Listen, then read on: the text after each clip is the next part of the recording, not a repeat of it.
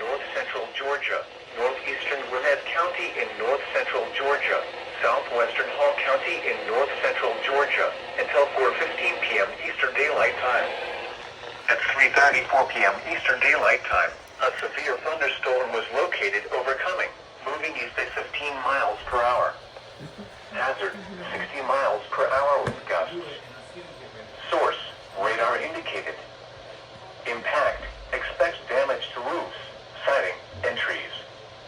Locations impacted include Gainesville, Cumming, Sugar Hill, Buford, Flowery Branch, Oakwood, Rest Haven, Aquilent Park, Oscarville, Buford Dam, Lake Lanier Parks, Lake Lanier Islands, and Hog Mountain.